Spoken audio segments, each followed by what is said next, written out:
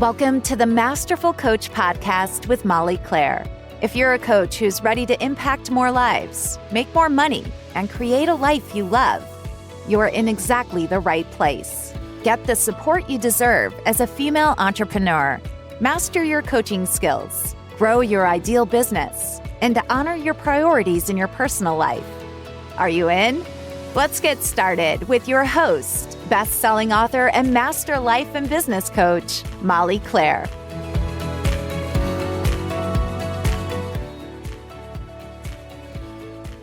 All right, coaches, I am so excited about today's guest. Today, we are talking about sexuality and intimacy. And I think, well, first of all, this is such a relevant topic for all of us, just as human beings. It's certainly relevant for us as women, where especially I think today's conversation is most likely much different than anything any of you have heard before with regard to sexuality and intimacy.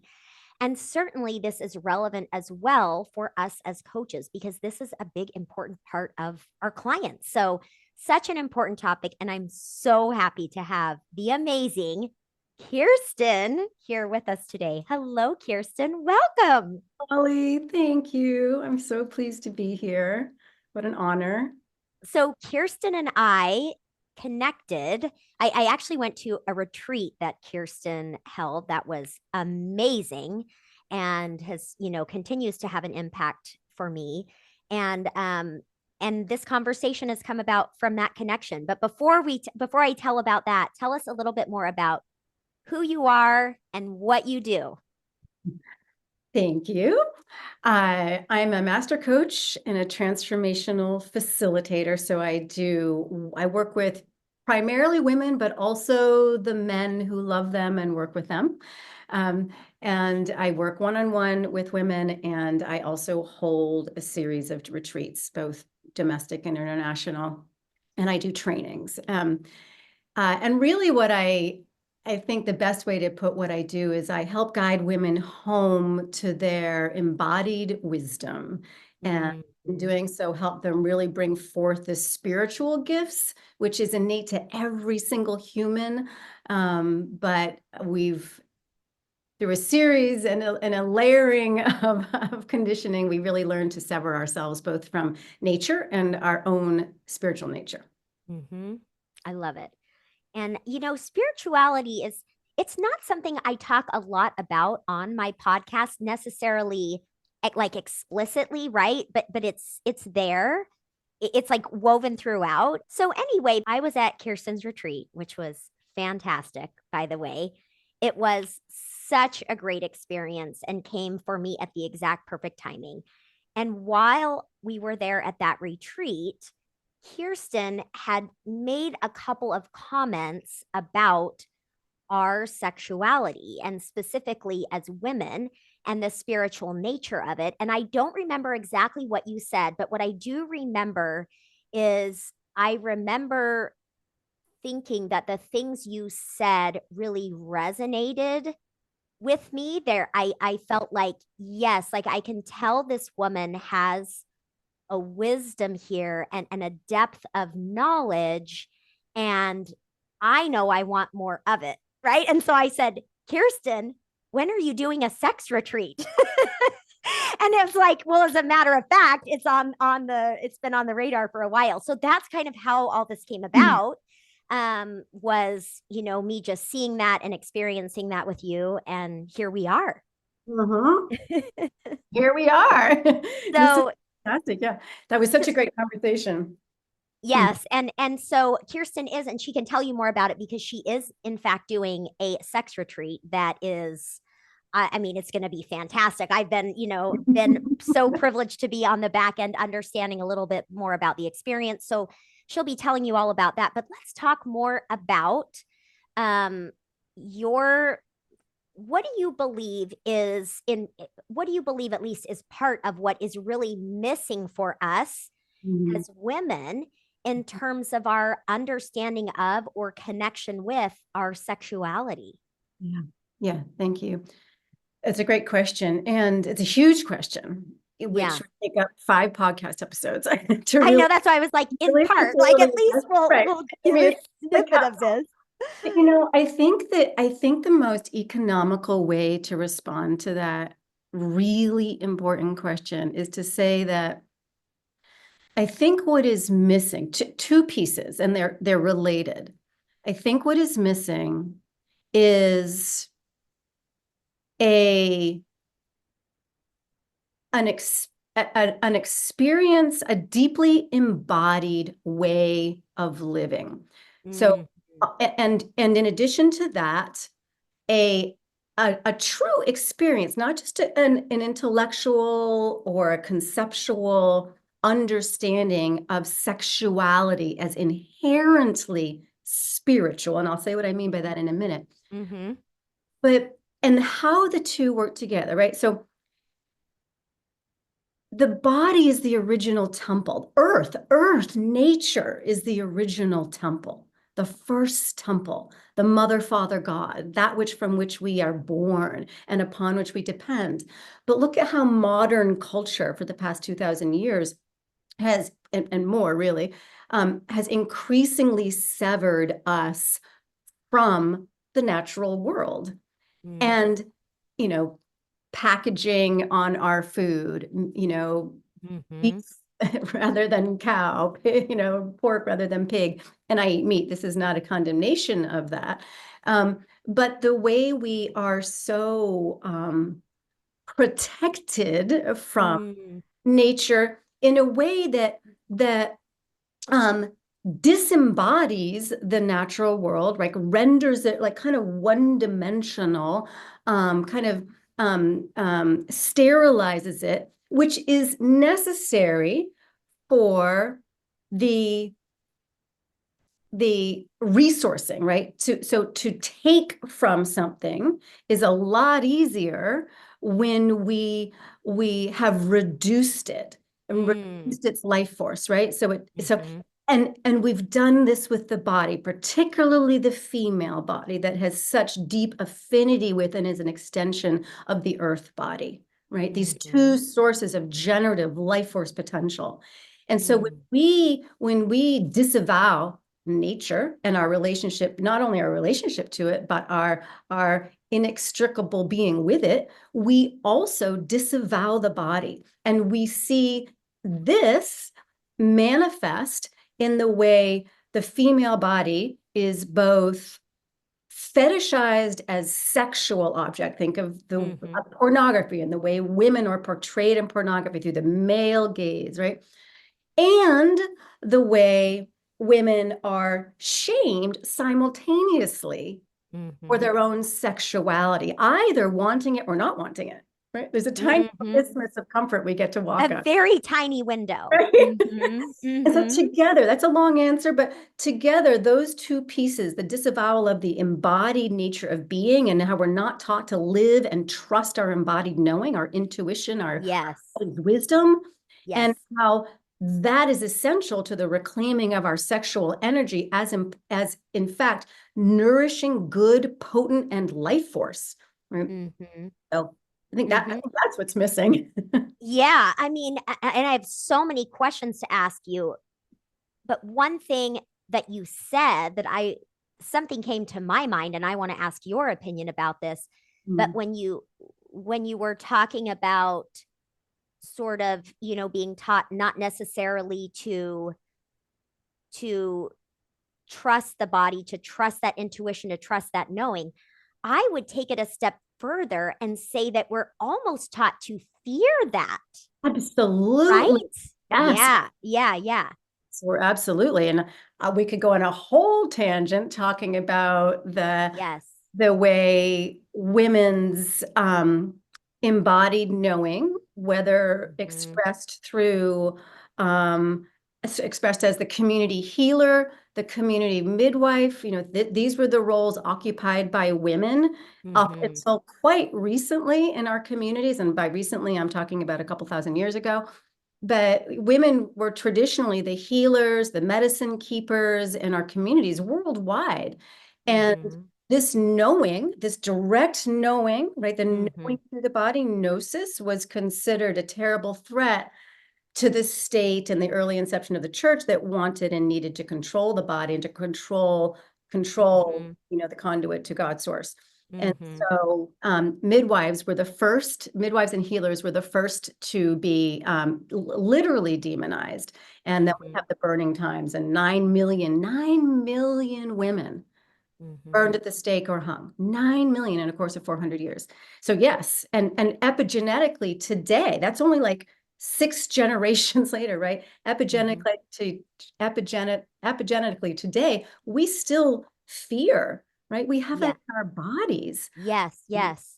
And And much this, more explicitly too. It's still taught, we're still taught to fear that knowing. yes, yeah. I mean, and this is a little bit of a tangent, but I also feel like that we can this knowing this is because this is an essential thing that is woven all throughout my master coach training, right? So like at a surface level, I mean, not really surface level, but at a surface level, that program is about, right? I talk about cognition and emotions and the nervous system and actions, and we talk about niche work. But the best part about it, the most important part about it is what we're talking about, right? Where these women during this year, they learn to know themselves, to trust themselves, and to build that. And I just believe, like, absolutely. And there are many ways we can seek this, right? And build this up. But I believe absolutely for all of you as coaches, one of the most important things you can do to ensure, your success, your growth, your expansion in your business is to focus on knowing yourself and building that trust inside of you. It's everything, right? Absolutely. Oh, it's critical. It's the bedrock. Yes. And so, oh, sorry, I don't interrupt. No. Keep going. I was just going to tie it into intimacy, but go ahead. Keep going. Go ahead. Yeah. I mean, so I just think that, and especially, it's like, it's interesting how there are these little pockets of opportunities for us to build that self-trust, right? And so I think about the work that you have, part of the work that you've done and what you're doing with the sex retreat, and this is that that what an opportunity for us to build self-trust in a space that we have been taught to fear, that Absolutely. we in a space that we have been taught to push away from, and that we just have so many mixed messages about. Like, what an opportunity Yes. to self connect and build self trust in that space. Yeah. Absolutely. Yeah. And I love your emphasis on, and you're really bringing us into the locus of self-trust, because that's what it's all about. Yeah.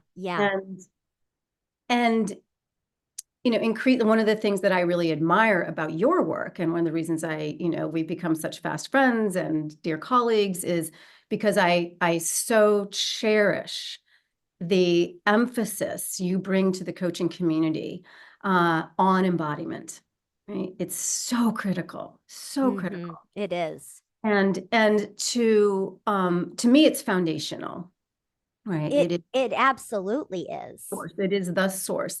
And, one of the things that your response just made me think of is the way, just to make it even more granular and specific, you talk about us fearing that embodied knowing. So what does that really even mean? And I would say that one of the things, I'd love your thoughts on this too, one of the things I think we fear, we both long for, and we're terrified of, is our own pleasure. Like our own untapped, wild desire. I don't mean what we're taught to want, what we're allowed to want, what we're sanctioned to desire, but I mean the full, messy, wild, fecund range of our unleashed eros, both sexual and sensual. And I think that we, again, back to that tiny isthmus, right, of what we're allowed to feel and feel comfortable feeling, because when we have a limited access to our own pleasure, when we feel embarrassed by our pleasure, I can't tell you how many women come to me feeling like they freeze in the face of their own pleasure, and they feel embarrassed by revealing or asking for what they really want. And this is so normal. I think we've all experienced this, right? But how very often what's happening behind the fear of our pleasure is a radical unknowing, a radical discomfort with our pain. And so the practice. Say more about that. Yeah, so the practice of coming home to our pleasure and owning our pleasure has so much to do with building a capacity. So back to your nervous system work, right? Building the capacity in the body to hold more pleasure. You know, we might think that this is a no-brainer. Well, of course I want more joy, more pleasure, and more satisfaction. Like, of course, like what they are, you know, Gay Hendricks' work and a lot of other people have shown that, you know, we really do have an upper limit where our nervous systems are calibrated to what's familiar, even if it's really unpleasant. And we are also, you tie that into, you know, long-standing ancient negativity bias wired into the human form. And we tend to be a lot more comfortable with a kind of amputated pleasure range.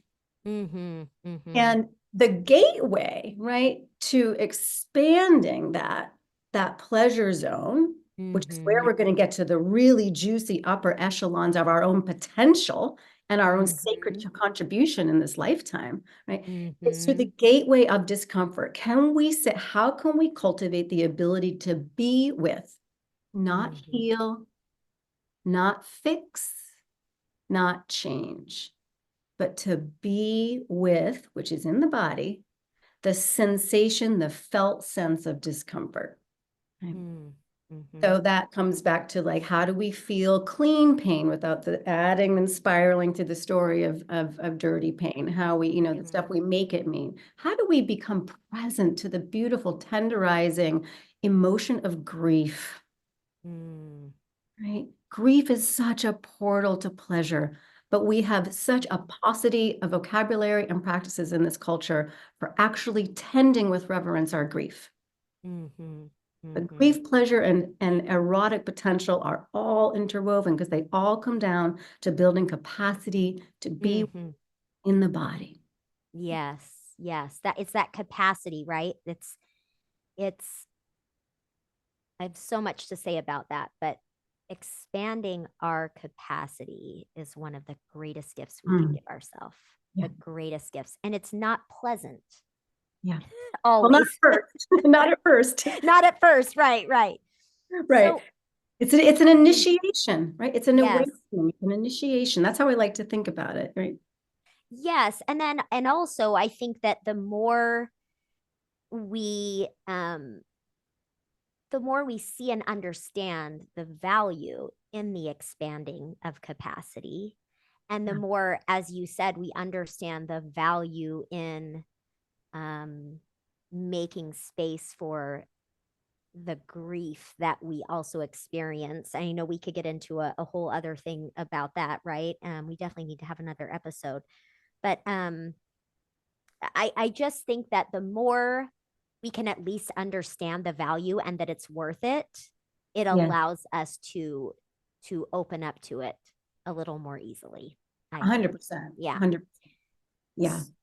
So one thing, so when I think about my upbringing, I was raised in I would say a very conservative community, very conservative church culture.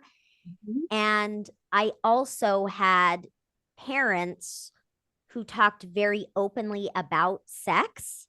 My opinions and feelings about sex, I would say generally speaking, were very positive. I remember my mom always telling me that sex felt so good, that it was so much fun, that it was something to be excited about, and something that was really special and important. And so, and I was raised, definitely, I was taught that, you know, sex and sexual connection with someone should only be within marriage, which none of this is like up for debate on this podcast of whether that's a bad teaching, a good teaching, or anywhere in between. But I'm just saying this to bring into context where I'm coming from. So interesting, where I was taught what most would consider a very conservative view of sex in a way, maybe even guarded with rules around it. And yet I also was taught simultaneously that it was a really positive, really gift from God and something that allowed greater connection with another person. And so, and the reason I say all of this is that I've typically thought of myself as someone who has a pretty healthy relationship with sex and my sexuality. And yet I feel like what you offer and what you're speaking to in terms of the I don't quite have the right words for it, but even more of the spiritual nature of our own sexuality is bigger and different. And I think this is why. Maybe it's just come to my mind.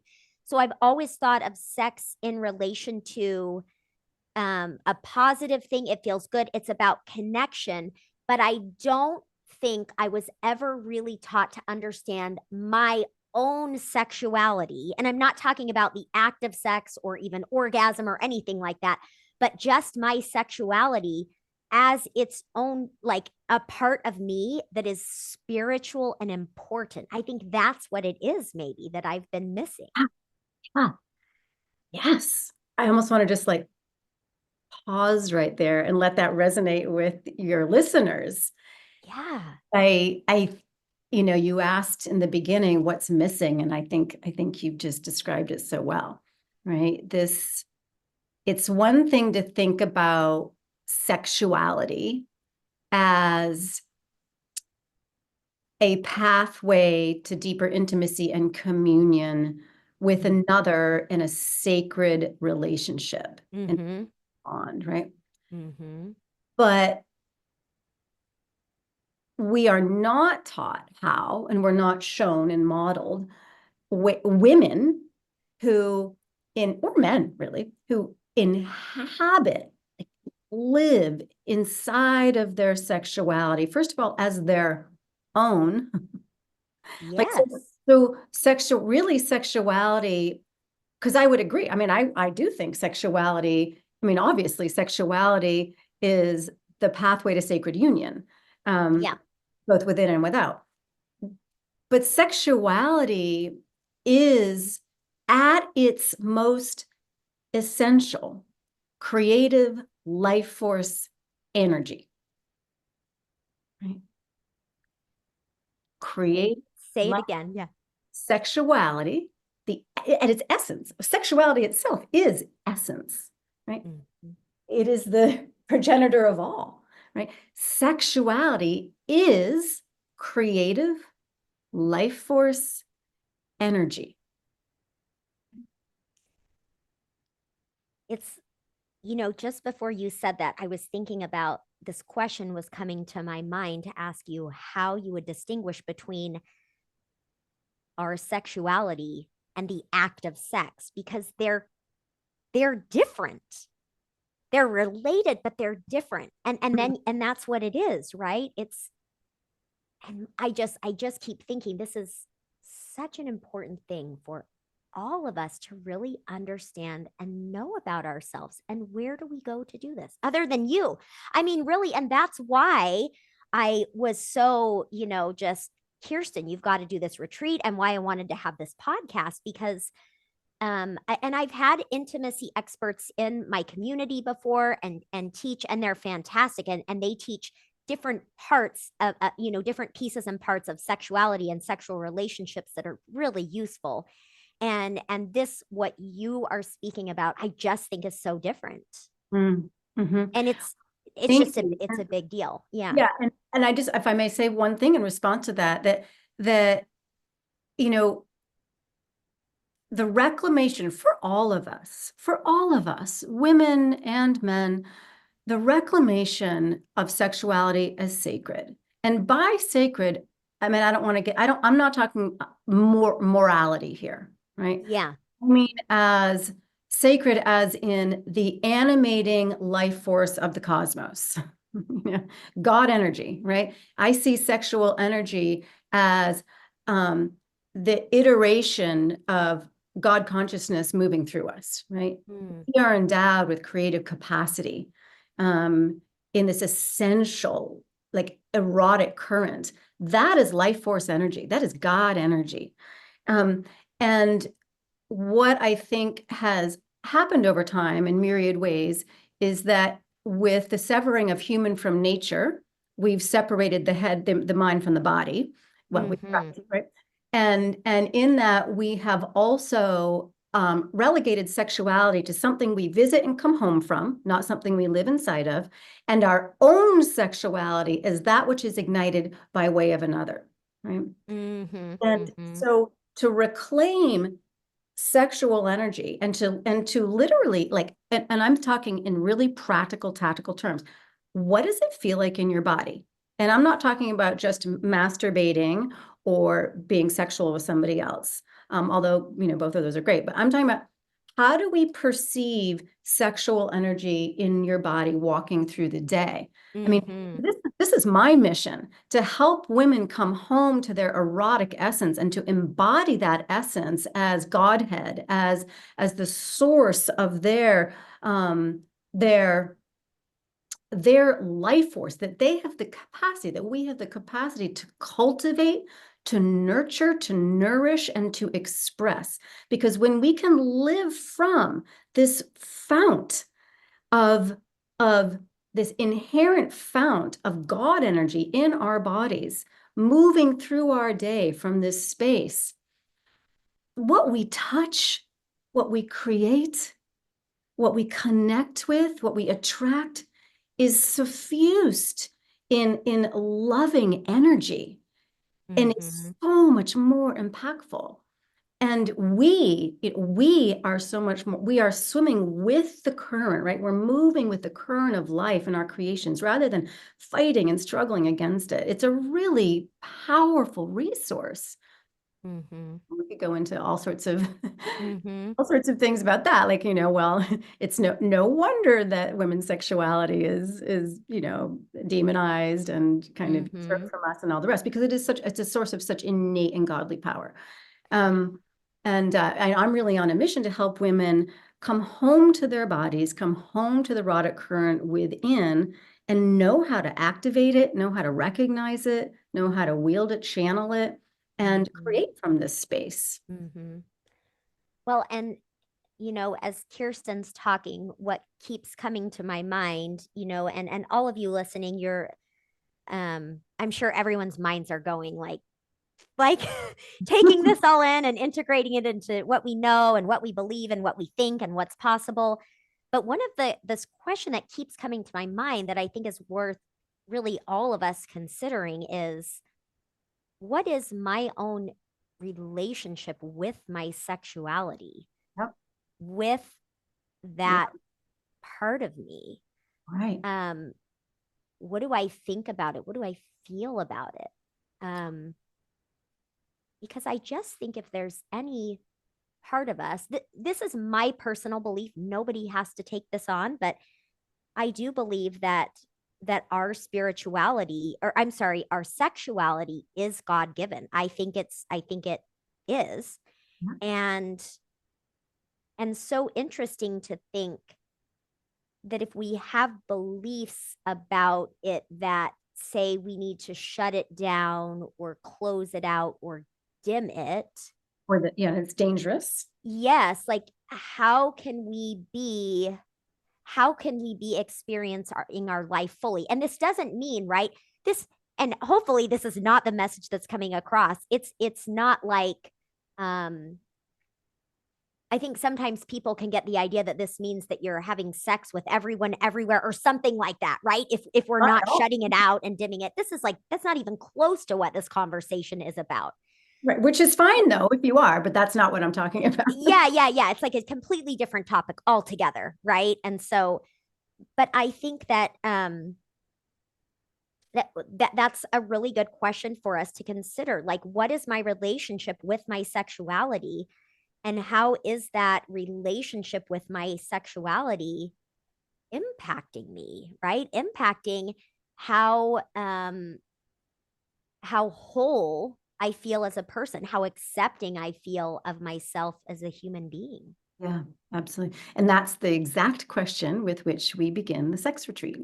That is, Mm-hmm. that is the first question for everybody, that everybody who comes, everybody will be receiving a PDF with some questions and journaling prompts and some practices, and there's some, some like Oh my small, gosh. very doable little ceremonies with tea and things to do before to sort of warm ourselves up, so that when we get to Mexico all together, we're not just coming in cold. We've thought about it, we've talked about it, we've had a live call together where we get to exhale through all our nervousness, Mm-hmm. start sharing and creating community, because that safety, of course, especially for the feminine, Mm-hmm.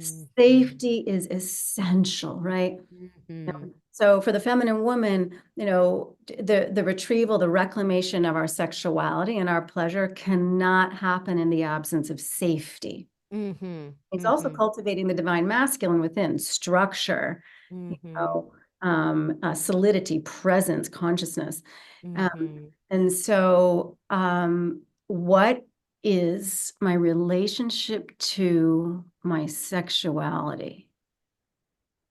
I mean, just the word relationship, Mm-hmm. right? Mm-hmm. Just, what kind of a relationship is it? Does this relationship feel good? Mm-hmm.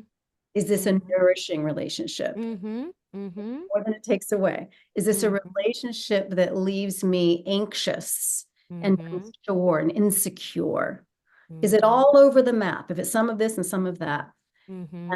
where might I begin to think about how I'd like it to evolve? Mm-hmm. Mm-hmm. And what would I Okay. really like it to be? I know this has opened up so much, and I know we probably we should have another call after the retreat and do Should. another podcast Oh, that would episode be then. But those of you listening, I mean, I just think I remember one of the coaches that came and taught my clients a couple of years ago, Lisa Hattelstad. She's a fantastic coach. And okay, well, it might have been. So I have Lisa, and then and also Amanda Louder. I'm giving them a shout out because they both contributed. And I can't remember which one of them said it, but I'm gonna bring it up either way. So one of you said this amidst the brilliance, and that is that oftentimes the intimacy, like as coaches, or even as someone coming to a coach, we leave the intimacy for the end. So as Yeah. coaches, right, we want to learn all the things, and it's the last thing. And I remember one of them saying it actually should be one of the first things. We First. don't realize how many things it's connected to. So, Like the root ball. yeah. So, having said that, I mean, I'm a believer this is an important topic. Obviously, I'm so excited about this retreat. So, I wanted to have Kirsten here to tell you all about it. So, as we wrap up this episode, tell everyone just a little bit about the retreat and what steps they can take to be a part of it, because I think you still have spots left. Yes? Just 4 spots left. 4 spots. Okay. Okay. So tell us a little bit about it and how people could be a part of it. Wonderful. Well, it's going to be a small retreat limited to 12 women, because I want to ensure personalized, individual attention for everybody. We're meeting in the Riviera Maya at Once Expuja Sanctuary. It's in the heart of the Mayan jungle, 10 minutes from the beach. So where sea and jungle meet, like a beautiful, fertile place. I've bought out the whole resort, so we feel super safe and free to just be ourselves, whatever that looks like. It's a 4-day retreat it's over the spring equinox, so March 20th to 24th, 2025. We start on a Thursday evening. We end on that Monday morning, and our mornings will be spent in circling up together, doing some breath work, really, coming into our bodies, some gentle yoga, maybe some sacred dance. And then we're also gonna have like down home, skillfully guided and led, just discussion, because so much of what bring it out. Like, what are those answers to the question, what is your relationship to your sexuality? What do you really want? What are you really scared of? What are you convinced is impossible, too imperfect, too wrong, too bad, too much of a flaw inside of you to have what you want? Where does your shame really reside? Because I can assure you that no matter how evolved a woman is in this experience, she's got some calcified layer of shame. What is the relationship between your anger and sexuality? Because when we repress our anger, we repress our sexuality, right? So our mornings will be spent, doing a lot of coaching, deep dive, teaching. I draw from a number of different methodologies, very contemporary work, as well as a lot of training in ancient sacred sexuality practices, Tantra. So I meld these together, and we'll have mornings that are rich in teaching and coaching and activity and exploration, some ceremony. Then we'll have a beautiful lunch. Then afternoons, there will be a lot of free time to integrate, wander, explore this beautiful space, reflect, nap. We'll also have every day a beautiful curated adventure or ceremony. So we're doing a Mayan temazcal, we're doing a breathwork journey, we're doing a sacred sound bath by the light of 100 candles in an underground cenote. It's a fire ceremony, and sisterhood, really sisterhood, cultivate things I do well is I've been a teacher for 26 years. I was a poetry professor, and I know how to cultivate intimate, safe, open, fun, loving community among women. And it's my favorite. And so people will leave this retreat with, lifelong connections and friends, and so much more awakened to their truth and their own sexuality, and the power that resides within them. So I can say a lot more, but those are the nuts and bolts. And you can, I'll have you drop the link to the sex retreat in the notes to the episode, and people can click on that and register. Or if anybody would like to speak to me personally, which one probably would if you are thinking about this, I'm happy to jump on a call, one-on-one, free, of course, complimentary, not a sales call, but just to talk to you about whether or not this is really a good fit for you. So I'm happy to, and I'll drop a link for that as well. Awesome. Okay, so in the show notes, we have the link to register directly, and also the opportunity if people want to speak with you to get more information too.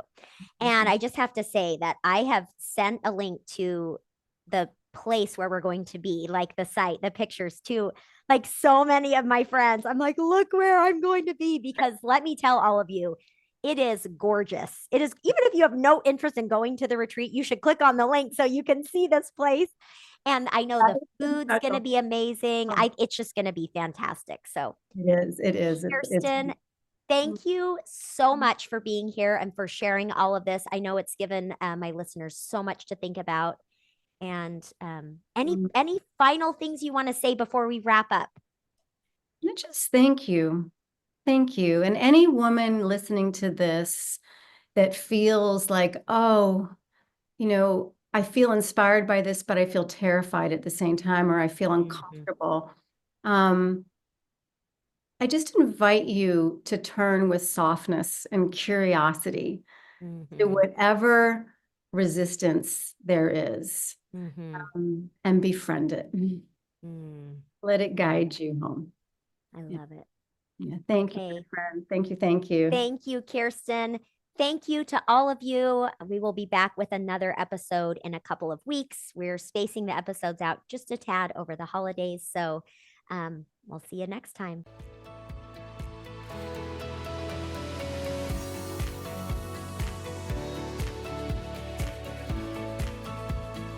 Thanks for listening to the Masterful Coach podcast. Are you ready to build your amazing business with Molly as your coach? Check out www.mollyclaire.com to find out about Masterful Coach Foundations and the 10K Accelerator Method. It's the ultimate support for you as a coach building your ideal life and business.